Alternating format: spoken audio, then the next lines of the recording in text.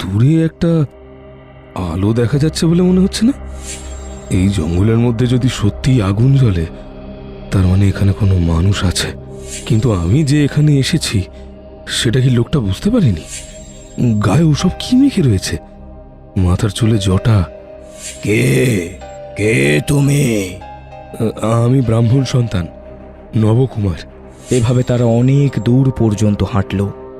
এখন কিছু খেয়ে নাও, তারপরে বিশ্রাম করো। কপালি কে?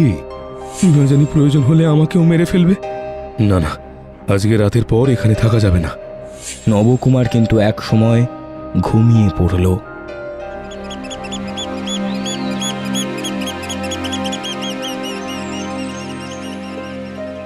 পরদিন সকালে যখন নবকুমারের ঘুম ভাঙল, তখন প্রথমে সে কিছুই মনে করতে পারছিল না। ধীরে ধীরে সমস্ত কিছুই মনে পড়তে তাড়াতাড়ি উঠে বসল সেই কুটিরের মধ্যে। এ কি, সকাল হয়ে গেছে, কিন্তু সেই কাপালিক তো এখনো ফিরল না। কাল তো সে বলেছিল আমায় এইখানে থাকতে। সকালে সে নিশ্চয়ই ফিরে আসবে, কিন্তু সে যদি ফিরে না আসে তাহলে আমি ফিরবো কি করে? নবকুমার কুটির থেকে বেরিয়ে এলো। যেদিকে চোখ যায় সবুজ বনরাশি ছাড়া আর কিছুই তার চোখে পড়ল না। দূর থেকে সমুদ্রের গর্জন ভেসে আসতে লাগলো, কিন্তু এখান থেকে সমুদ্র দেখা যায় না। নবকুমার হাঁটতে হাঁটতে কুটিরের সামনের ফাঁকা জায়গাটায় গিয়ে দাঁড়ালো। কাল রাতে তো কাপালিক বলেছিল এ কুটির ছেড়ে অন্য কোথাও না যেতে। কুটিরের বাইরে রাতে যদি বেরোই তাহলে বিপদ হবে, কিন্তু দিনের আলোতেও কি বিপদ হবে? মনে মনে অনেক কথা ভাবতে ভাবতে নবকুমার কিছুক্ষণ কুটিরের বাইরের জঙ্গলে বসে রইল। তারপর যা থাকে কপালে ভেবে হাঁটতে শুরু করলো জঙ্গলের দিকে।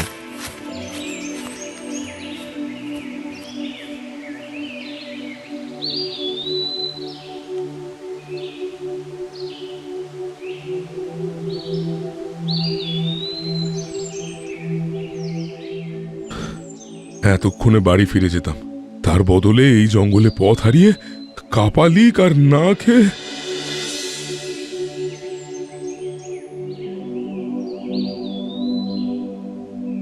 তখন তো এই পথে এলাম, কিন্তু এখন এই পথে আর কুটির খুঁজে পাচ্ছি না কেন?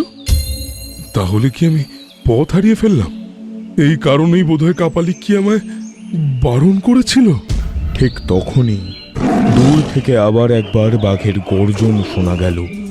সেই গর্জনের সঙ্গে সঙ্গে নবকুমারের মনে হলো কাছেই কোথাও যেন জঙ্গল কেঁপে উঠল একবার।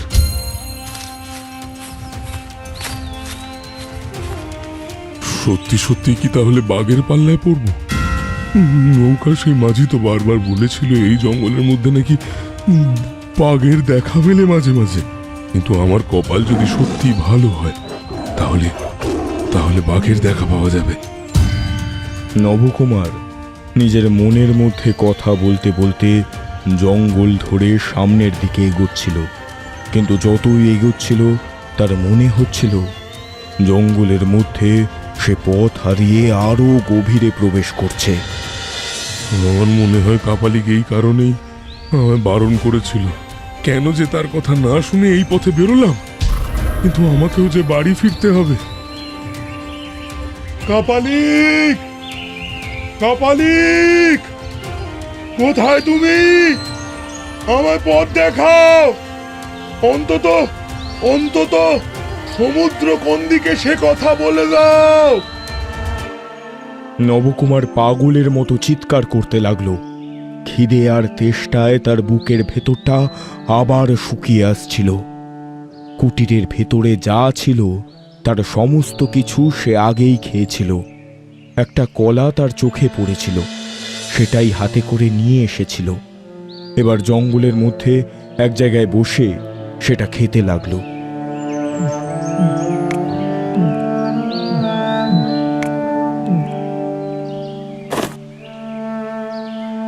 কলা খেয়ে পেট ভরবে না। নৌকা থেকে নামার পর থেকে ভালোভাবে কিছুই খাওয়া হয়নি। কাপালিকের কুটিরে থাকলে কাপালিকের সঙ্গে সঙ্গে কিছু অন্তত খাওয়া যেত। আর শুনেছি কাপালিকেরা মরা মানুষের মাংস খায়। সঙ্গে সঙ্গে নবকুমারের মনে হলো তার পেটের ভেতরটা যেন কেমন করে উঠতে শুরু করেছে। আর ঠিক তখনই সমুদ্রের গর্জন আবার শোনা গেল। মাথার উপর দিয়ে কি একটা পাখি যেন উড়ে গেল সামনের দিকে।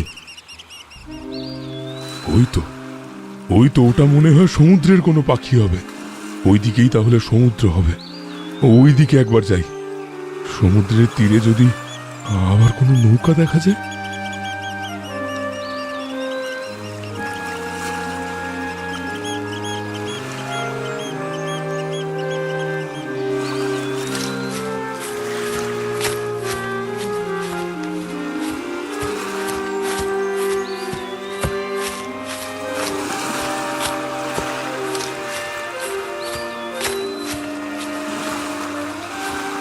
এই তো সমুদ্র।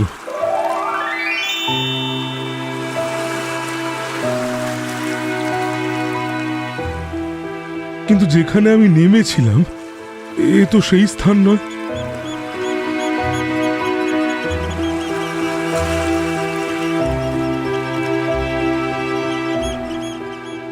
তার মানে এই জঙ্গলের চারিদিকে কি সমুদ্র রয়েছে? কিন্তু সেটা বা কি করে হয়?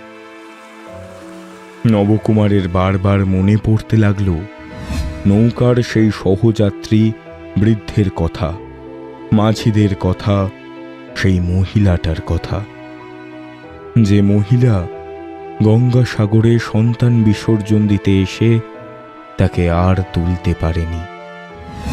হঠাৎ করে অচেনা অজানা দূরের মানুষগুলো তার কেমন যেন কাছের মনে হতে লাগলো। নবকুমার বুঝতে পারল তার প্রচণ্ড খিদেতে মাথার ভেতরটা শূন্য হয়ে আসছে। সে বালির উপর বসে পড়ল। প্রাচীনকালে মানুষ শিকার করে খেত, কিন্তু এখানে কোনো শিকারও নেই। পাখির দল অনেক দূরে। খিদে যে আমার পেটের ভেতরটা কেমন করতে শুরু করেছে। কেউ কোথাও আছো? আমায় কিছু খেতে দেবে। আমার বড় খিদে পেয়েছে। না হলে এই বালিতেই আমি প্রাণ ত্যাগ করব। মাথার উপর উঠে আসা রোদের তেজে নবকুমারের মাথা ঝিমঝিম করতে লাগল। সে বালির উপরে শুয়ে পড়ল। তার পায়ের শেষের দিকে সমুদ্রের ঢেউ এসে লাগছে। তার মাথাটা তপ্ত বালির উপরে পড়ে রয়েছে। এভাবেই সে একসময় ঘুমিয়ে পড়ল।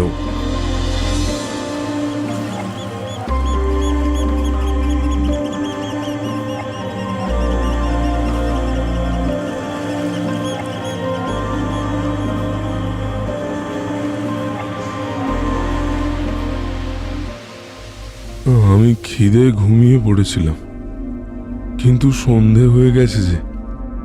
এখনো যদি আমি সে কাপালিককে আর না খুঁজে পাই, কিংবা কোনো থাকার জায়গা খুঁজে না পাই, তাহলে তো রাতের বেলা আমার পিছনে ওটা কি? কথাটা মনে মনে ভেবেই নবকুমার পিছনের দিকে ঘুরে তাকিয়ে দেখতে পেল এক রমণীকে। সন্ধে তখনও পুরোপুরি হয়ে আসেনি। সূর্য সমুদ্রের শেষের দিকে ঢুকতে শুরু করেছে। সেই লাল আলোয় সেই রমণীকে দেখে নবকুমারের মুখ হাঁ হয়ে গেল। কি অপরূপ সেই নারী মূর্তি! পথিক, তুমি কি পথ হারিয়েছ?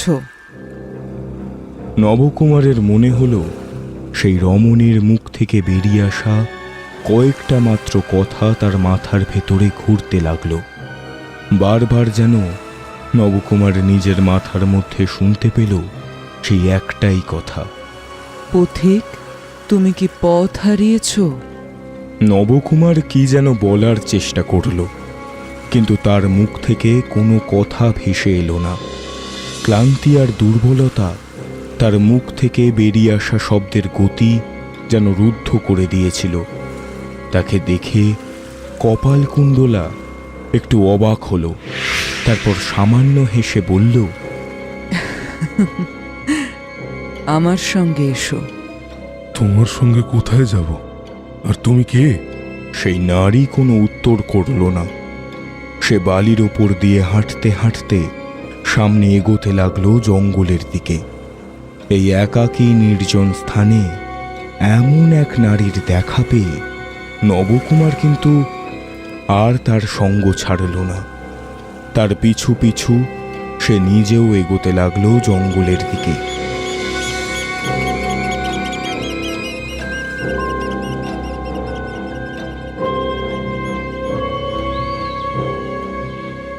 তারা বালি পেরিয়ে জঙ্গলের মধ্যে প্রবেশ করে হাঁটতে হাঁটতে